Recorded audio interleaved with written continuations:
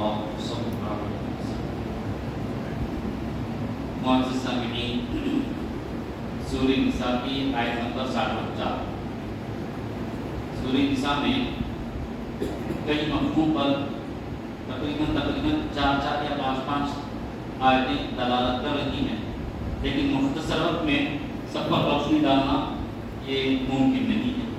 لہذا ایک ایسی آیت پاک جو سورہ نساء کی تمام مسائل پر اگر جمع کریں گے تو یہ آیت پاک ثابت ہے، وہ یہ ہے: اعوذ باللہ من الشیطان الرجیم، بسم اللہ الرحمن الرحیم، وما ارسلنا من رسول، ہم نے کسی رسول کو بھیجا نہیں۔ اللہ تبارک و تعالیٰ فرما رہا ہے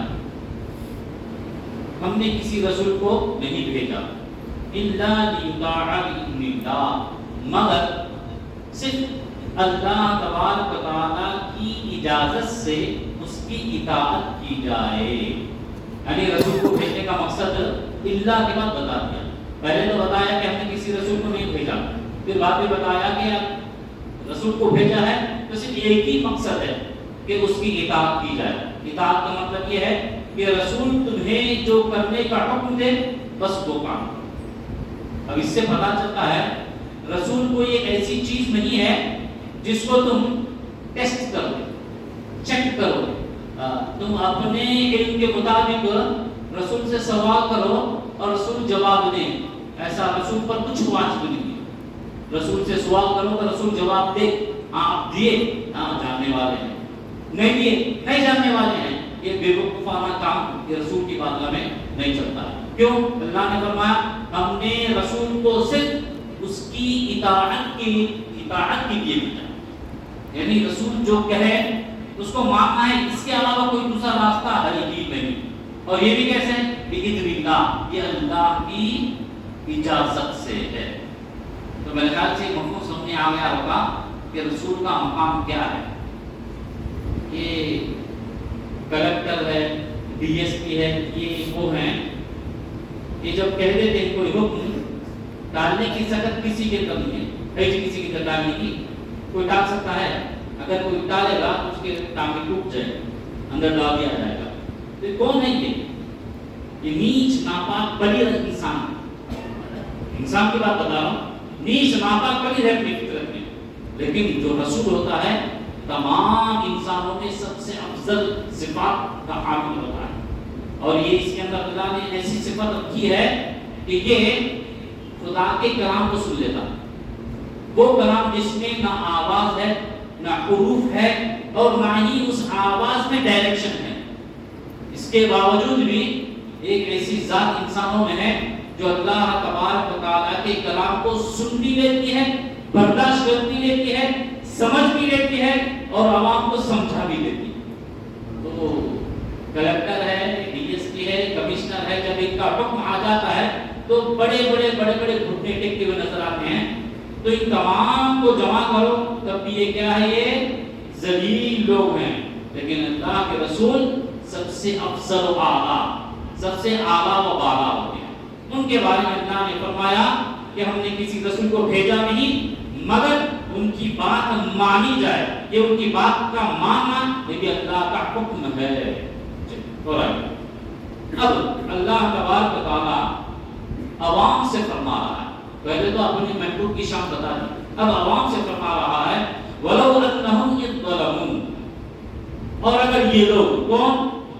سرکار کی امتی، رسول اور نبی کی امتی، اور اگر یہ لوگ ظلموا انفسهم، اپنی جانوں پر ظلم کر بیٹھے، اپنی جانوں پر ظلم کر بیٹھے کا مطلب یہ ہے کہ رسول کا کوئی حکم نہ مانے، رسول کی کوئی بات نہ مانے، رسول کی کسی چیز کو ہلکا جان لیں تو یہ ظلم ہے۔ خود پر ظلم ہے، رسول پر کوئی ظلم نہیں ہے۔ اگر رسول پر آپ کتنے بھی تہمت باندھیے، رسول کی شان خداوند قدوس کی بارگاہ میں ذرا برابر بھی کم ہونے والی نہیں ہے، لیکن اگر تمہاری زبانوں سے نکل گیا تو تم اپنی جانوں پر ظلم کرنے والے ہوگے۔ کیسے کہ اللہ تبارک و تعالیٰ روز محشر سب سے پہلے سوال اسی کا کرے گا کہ میرے حبیب کے بارے میں کیا سمجھتے تو آگے فرمایا اگر یہ لوگ یعنی تمہاری امتی اپنی جانوں پر ظلم کر بیٹھے تو کرنا کیا ہے؟ غور سے سنیے، الفاظ کی طرف توجہ دیجیے. جاؤکا، اے محبوب صلی اللہ علیہ وسلم یہ آپ کی بارگاہ میں. نماز نہ پڑھے خدا کی بارگاہ میں نہیں پہنچنا ہے، روزہ نہ رکھے خدا کی بارگاہ میں نہیں پہنچنا ہے، کوئی بھی خدا کا حکم نہ مانے تب بھی خدا کی بارگاہ میں نہیں. اس اعتبار میں جاؤکا، جاؤ عند اللہ نہیں فرمایا اللہ نے فرمایا جاؤ کا، اے محبوب صلی اللہ علیہ وسلم یہ آپ کی بارگاہ میں آئیں. اب اس کے بعد کیا کہتے سن لیجیے، فاستغفر اللہ، اللہ تبارک و تعالیٰ سے آپ اپنی معافی مانگیں. دیکھیے معافی تو اللہ کی گھٹی بھی ہو سکتی ہے، لیکن اللہ نے اس اعتبار میں کیا فرمایا کہ آپ کی بارگاہ میں آئیں. آپ کی بارگاہ میں آ کر معافی کس سے مانگے؟ اللہ تبارک و تعالیٰ سے معافی مانگے. فاستغفر اللہ، سورہ نساء آیت نمبر 60 پر 4. اس کو اچھی طور سے یاد رکھ لیجیے. اگر چاہے جا کر دیکھنا چاہے، چاہے انگریزی ہو چاہے تیلگو ہو، تفسیر آپ دیکھ لیجیے، اس کی ہر چیز آپ کے سامنے رہے گی. کیا فرمایا اللہ نے؟ فاستغفر اللہ، اللہ تبارک و تعالیٰ سے مغفرت طلب کرے، معافی مانگے. پھر اتنے پر بس نہیں فرمایا اللہ نے، آگے اور ایک کنڈیشن رکھی. کیا کنڈیشن کی؟ واستغفر لہ الرسول، اور اللہ کے رسول بھی ان کے لیے دعائے مغفرت، دعائے بخشش کرے. بارگاہ خدا کی، وہاں کا حکم نہ ماننا، اس کا مطلب یہی ہونا چاہیے کہ خدا کی بارگاہ میں توبہ کرے. نہیں، خدا نے کنڈیشن لگا دیا کہ یہ آپ کی بارگاہ میں. دوسری چیز کہا آپ کی بارگاہ میں آ کر اب اللہ تبارک تعالیٰ سے معافی مانگے. تیسری کنڈیشن یہ رکھا اللہ تبارک تعالیٰ کی معافی مانگنے سے بھی ان کا کام نہیں بنے گا، بلکہ اے رسول یہ آپ بھی ان کے لیے معافی کی گزارش کرے یا سفارش کرے. امتی کے لیے جب تک رسول سفارش نہیں کرتا اللہ تبارک و تعالیٰ امتی کی دعا قبول نہیں فرماتا. ہمارے نزدیک اسی کو وسیلہ کہتے ہیں، اسی کو وسیلہ کہتے ہیں، اسی کو بخشش کہتے ہیں، اور اسی کو شفاعت کہتے ہیں. واستغفر لهم الرسول، اور اے محبوب صلی اللہ علیہ وسلم آپ بھی ان کے لیے دعا کریں. تب کیا ہوگا؟ لَوَجَدُوا اللَّهَ تَوَّابًا رَحِيمًا، تب یہ اللہ تبارک و تعالیٰ کو توبہ قبول فرمانے والا اور مہربانی کرنے والا پائیں گے. تب تک نہ خدا ان کی توبہ قبول فرمائے گا اور نہ ہی اللہ تبارک و تعالیٰ ان کی طرف نظر رحمت فرمائے گا. اب آئیے یہ آیت پاک، اگر کوئی اعتراض کر سکتا ہے کہ چلو ٹھیک ہے آپ کی بارگاہ میں جب تک نہ آئے ان کی توبہ قبول نہیں ہوگی. یہ اللہ کے رسول صلی اللہ علیہ وسلم جب زندہ تھے یہ تب کی بات ہے، یہ تب کی بات ہے، کوئی اعتراض کر سکتا ہے. لیکن آئیے امام قرطبی جنہوں نے جامع القرطبی میں حضرت علی رضی اللہ تعالی عنہ سے روایت نقل کی ہے. حضرت علی رضی اللہ تعالی عنہ فرماتے ہیں ہم بیٹھے ہوئے تھے، ایک اعرابی کا مطلب یہ ہے شہر میں رہنے والا نہیں بلکہ گاؤں میں رہنے والا، کھیڑے میں رہنے والا. یہ کیسے تھے؟ یہ صحابی تھے جو کھیڑے سے آئے تھے. آقا علیہ الصلوۃ والتسلیم کے وصال مبارک کے 3 دن بعد آئے تھے. اگر کوئی اعتراض کر سکتا ہے آقا جب تک ظاہری زندگی میں جب تھے یہ تب کے لیے حکم ہے، نہیں یہ تب کے لیے نہیں ہے بلکہ صبح قیامت تک یہ حکم جاری ہے. اس کی سب سے بہترین دلیل یہ ہے امام قرطبی نے فرمایا ہے، قرطبی نے فرمایا ہے کہ حضرت علی رضی اللہ تعالیٰ فرماتے ہیں کہ آقا علیہ الصلوۃ والتسلیم کے وصال مبارک کے 3 دن بعد ایک اعرابی آقا علیہ الصلوۃ والتسلیم کے روضہ انور پر یعنی مزار اقدس کے سامنے تشریف لاتے ہیں.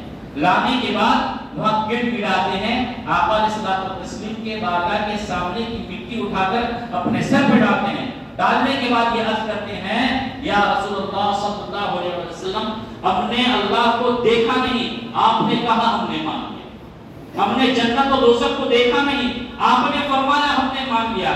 ہم نے یہ خدا کا کلام ہے اس کے بارے میں ہم نے تفتیش نہیں کی، آپ نے فرمایا ہم نے مان لیا. اور اسی کلام میں ہم نے یہ بھی پڑھا ہے وَلَوْ أَنَّهُمْ إِذْ ظَلَمُوا أَنفُسَهُمْ جَاءُوكَ، اور جب یہ لوگ دنیا والے لوگ اپنی جانوں پر ظلم کریں تو آپ کی بارگاہ میں آئیں، یا رسول اللہ صلی اللہ علیہ وسلم میں نے اپنی جان پر ظلم کیا۔ یہ کس کے قول ہے؟ صحابی رسول کے قول ہے، نقل کرنے والے کون ہے؟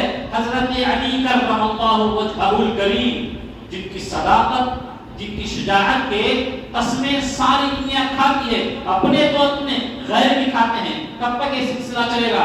صبح قیامت تک چلتا رہے گا، چاہے اس دنیا میں کتنا ہی بڑا قطب ہو، کتنا ہی بڑا غوث ہو، کتنا ہی بڑا خواجہ ہو، جب تک حضرت علی رضی اللہ تعالیٰ کے قول پر عقیدہ نہیں رکھے گا، نہ وہ غوث بن سکتا ہے، نہ وہ خواجہ بن سکتا ہے، نہ ولی بن سکتا ہے، نہ قطب، نہ ابدال بن سکتا ہے۔ تو معزز سامعین، حضرت علی رضی اللہ تعالیٰ کے ذریعے یہ روایت ہے کہ انہوں نے یعنی صحابہ رسول نے مٹی اٹھا کر اپنے سر پہ ڈالی اور کہا آپ نے جو کہا ہم نے مانا، اور آپ نے کہا یہ اللہ کا کلام ہے، ہم نے اس کو اللہ کا کلام مانا، اور آپ نے کہا کہ خدا کا حکم مانو، ہم نے خدا کا حکم مان لیا کہ آپ اللہ کے رسول ہیں، اور خدا کا ہی حکم ہے کہ جب جانوں پر ظلم کرے تو آپ کی بارگاہ میں آئے۔ میں آپ کی بارگاہ میں آ گیا، میں اپنی جان پر ظلم کیا ہوں، میں آپ کی بارگاہ میں آیا ہوں، اب میں اللہ تبارک و تعالیٰ کی بارگاہ میں آپ کو شفیع بناتا ہوں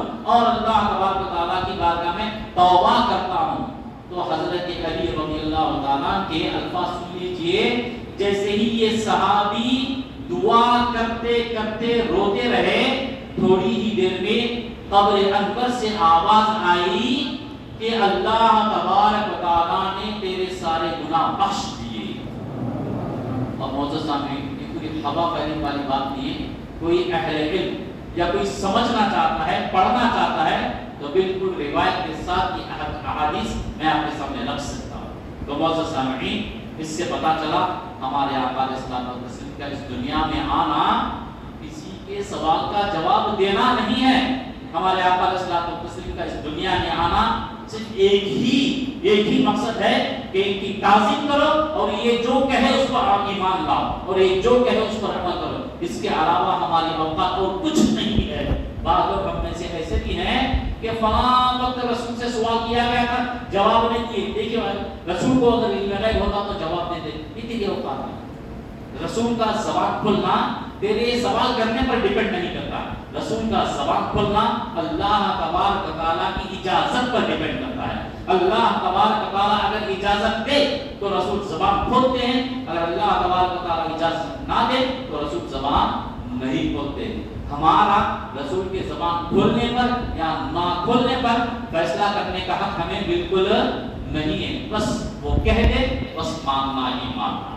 آئیے اللہ تبارک و تعالیٰ کے پاس دعا کریں۔ اے اللہ تبارک و تعالیٰ، اس مقدس کلمات اور اس مقدس آیت مبارکہ کا صدقہ ہم سب کو عطا فرما۔ اے اللہ تبارک و تعالیٰ، ہم نے تیرے رسول پر کامل ایمان رکھا ہے، ہم نے اپنی جانوں پر ظلم کیا ہے مولا، تیرے حبیب صلی اللہ تعالیٰ علیہ وسلم کا وسیلہ تیرے بارگاہ میں پیش کرتے ہیں، ان تمام کے گناہوں کو بخش دے۔ اے اللہ تبارک و تعالیٰ، ہمارے گناہوں کو نیکیوں میں تبدیل فرما کر اس کو قبولیت کا درجہ عطا فرما۔ اے اللہ تبارک و تعالیٰ، ہمارے سارے روزوں کو قبول فرما۔